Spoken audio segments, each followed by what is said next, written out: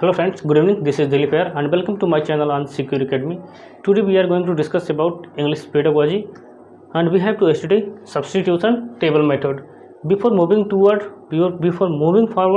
I want to remind you that I have finished Dr. Best method, direct method and translation cum grammar method. Three methods we have finished in the last video and now we have to study substitution table method. तो आगे बढ़ने से पहले आपसे request है कि मेरे video पर लाइक कीजिए और चैनल को सब्सक्राइब कीजिए। अगर आप चैनल पर नए हैं तो चैनल को सब्सक्राइब कीजिए और इस सेशन को शेयर भी कीजिए जिससे अन्य लोगों तक भी पहुंचे और लोग भी इसका लाभ उठा पाएँ। तो आइए आगे बढ़ने की कोशिश करते हैं हम इस कड़ी में। दिए गया क्या substitution table method. What is the substitution table method. Substitution table method होता क्या है, इसे समझने की कोशिश करते हैं। दिए गए ऐसे कुछ करैक्टरिस्टिक्स हैं जो उसके गुण होते हैं, उसकी विशेषताएं हैं, उसको समझने की कोशिश करते हैं। सबसे पहली लाइन क्या दी गई है, it was developed by H.E. Palmer. जो इसका विकास इसका डेवलप किया गया किसके द्वारा किया गया, H.E. पामर के द्वारा। इसके जो निर्माता थे कहा जा सकता है, इसके जो जनक थे, किसके सब्स्टिट्यूशन टेबल मेथड के जो जनक थे वो कौन थे, H.E. पामर थे।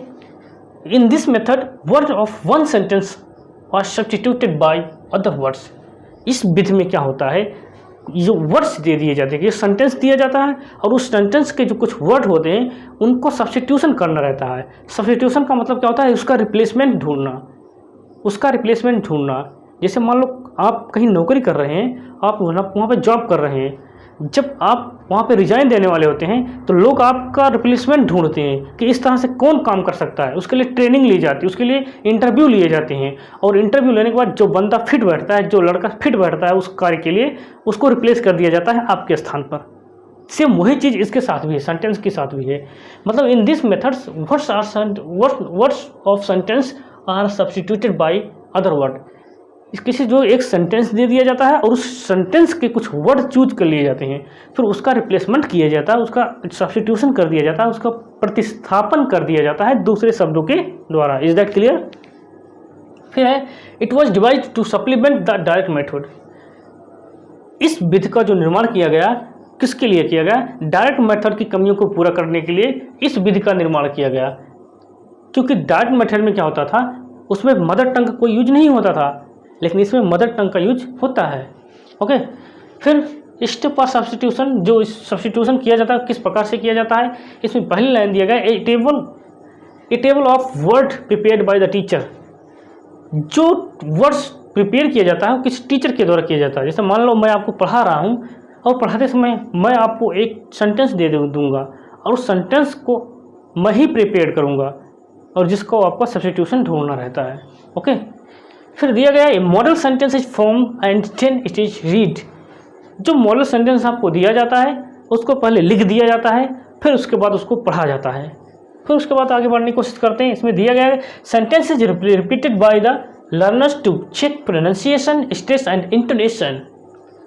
जो लर्नर्स होते हैं, सीखने वाले को, अधिगमकर्ता को, इस सेंटेंस को क्या किया जाता है, उनको रिपीट करने के लिए बोला जाता है। उनको रिपीट करने के लिए इसलिए बोला जाता है क्योंकि उनके रिपीटेशन से ये पता चलता है कि क्या वो सेंटेंस के वर्ड को सही से उच्चारण कर पा रहे हैं, सही से ध्वनि कर पा रहे हैं, सही से उसका इंटोनेशन कर पा रहे हैं। इसके लिए उनको सेंटेंस को बोला जाता है कि आप 2 से 3 बार सेंटेंस को पढ़ो।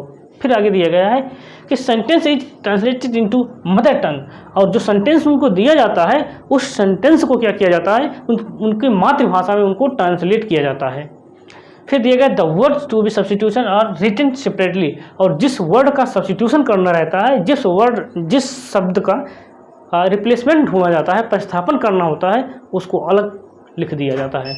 ओके। आई होप आपको समझ में आया होगा। अगर नहीं समझ में आया होगा तो हम आपको उदाहरण के माध्यम से समझाते हैं। Just a minute.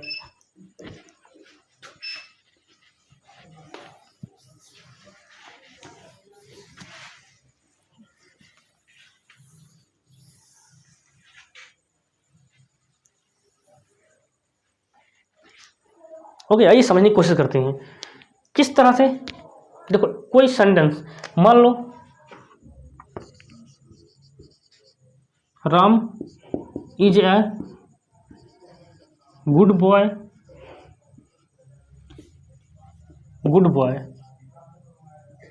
Okay. He is very honesty, honesty, honesty. इस प्रकार से एक सेंटेंस दिया जाता है जो दो तीन चार लाइन का जो एक टेक्स्ट रहता है, कॉम्प्रिहेंशन का एक पैसेज रहता है। ओके,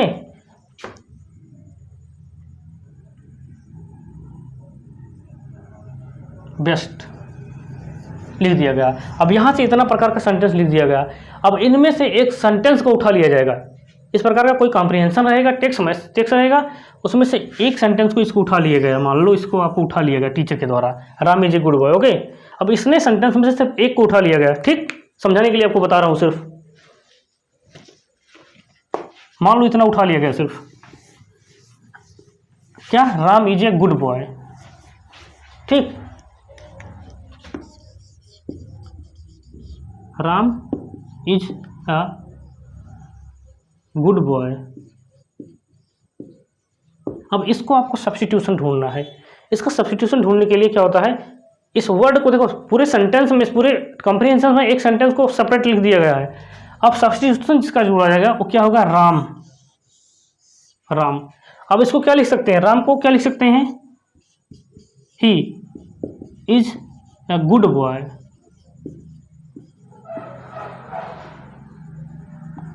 गुड बॉय लिख सकते हैं ना।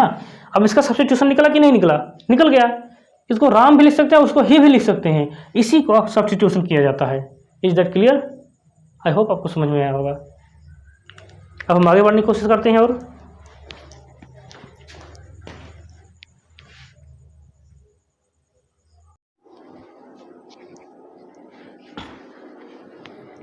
ओके, तो इसके मेरिट्स और डिमेरिट्स के बारे में समझने की कोशिश करते हैं। ऐसे कुछ लाभ हैं और कुछ हानियां हैं। सबसे पहले इसके लाभ के बारे में सोचते हैं। इस मेथड के आने से हमें क्या लाभ मिलता है। ओके, दिए गए, इट इज इंटरेस्टिंग मेथड। यह कैसा मेथड है, यह एक बहुत इंटरेस्टिंग मेथड है, बहुत ही रुचिकर विधि है जिसके द्वारा हम इंग्लिश को आसानी से सीख सकते हैं। फिर दिया गया, it encourage the formation of correct speaking habit. ये क्या करता है, हमें करेक्ट इंग्लिश स्पीकिंग के लिए रेडी करता है। क्या करता है, तैयार करता है। किसके लिए, करेक्ट स्पीकिंग इंग्लिश के लिए। ओके, फिर दिया गया, to ensure correct pronunciation, intonation of and fluency. यह सुनिश्चित करवाता है, यह मेथड से आने से, ये मेथड के आने से यह सुनिश्चित करवाता है कि आप कोई भी वर्ड्स बोल रहे हैं उसका प्रोनाउंसिएशन कैसा है, उसका इंटोनेशन कैसा है, आप उसमें फ्लुएंसी आपको आ रही है या नहीं आ रही है। ये मेथड इस सब चेक करता है, इस सब विधियाँ। ओके, फिर it improves the thinking power of student. ये जो स्टूडेंट विद्यार्थियों के थिंकिंग पावर, सोचने की क्षमता को बढ़ाता है। कौन, ये मेथड। सब्स्टिट्यूशन टेबल मेथड क्या करता है, it improve the thinking power of student, या स्टूडेंट के थिंकिंग पावर को, सोचने की क्षमता को बढ़ाता है। A lot of learning is done without memorisation of the rules of grammar. इसमें बहुत सी सारी टीचिंग शिक्षण विधियाँ कर ली जाती हैं, बहुत सी सारी चीज़ें सीख ली जाती हैं। किसके माध्यम से, बिना ग्रामर्स के रूल्स को, बिना ग्रामर के नियमों को रटे हुए हम बहुत सी सारी चीज़ों को यहाँ पे पढ़ लेते हैं।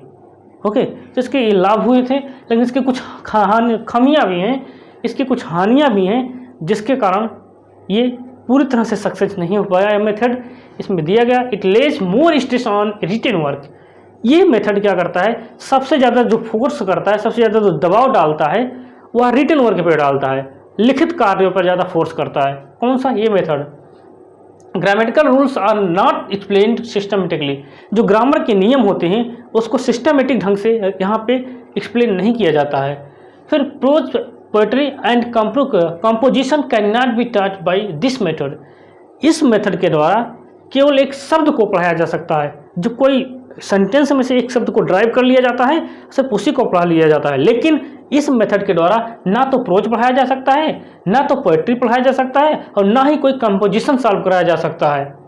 ओके, फिर only trend and skilled teacher can teach effectively.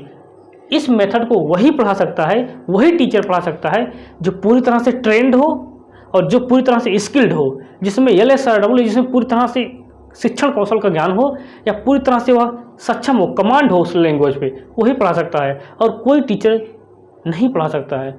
तो इसका निचोड़ जो निकल के आता है, ये जो मेथड है सब्स्टिट्यूशन टेबल मेथड जो है, ये किसके रिप्लेसमेंट में आया, डायरेक्ट मेथड में आया। क्योंकि डायरेक्ट मेथड क्या था, वो एक छोटे क्लास के लिए इफेक्टिव था, उसमें सिर्फ ओरल वर्क कराया जाता था, बोलने पर फोर्स किया जाता था और उसमें मातृभाषा का प्रयोग नहीं किया जाता था। लेकिन इस मेथड के आने से इसने क्या किया, इसमें मातृभाषा को बहुत ही उच्च दर्जा दिया, मातृभाषा का प्रयोग किया जाता है इसमें।